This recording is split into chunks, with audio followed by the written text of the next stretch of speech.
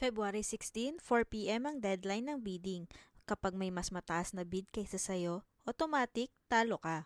At kung naghahanap ka ng 4-bedroom house sa Las Piñas na 40 to 50% below market value, this might be your biggest opportunity this month.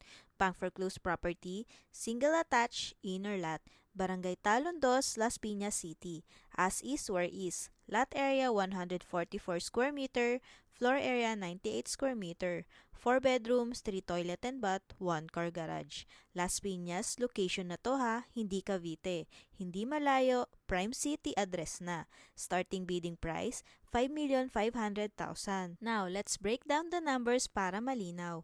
Payment terms, 5% reservation, 275,000. 5% down payment, installment up to 4 months. Total 10% equity equals 550,000. 90% bank home loan. Sample computation, estimate only.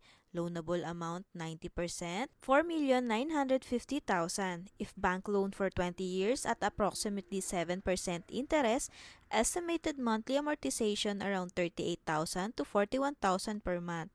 If 15 years loan term, around 44,000 to 47,000 per month. Estimated required household income around 120,000 to 150,000 monthly income.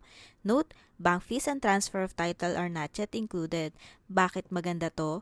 4 bedrooms, ideal for big family, 3 toilet and bath, hindi siksikan. 144 square meter lot, maluwag for Las Piñas. City location, mataas appreciation value. Bank foreclosed, below market price. Sa Las Piñas, bihira ka na makakita ng ganitong laki at presyo. Again, bidding ends February 16 at exactly 4 p.m. Isang araw ka lang mag-delay, pwede nang maagaw ng iba. Free house tour assistance.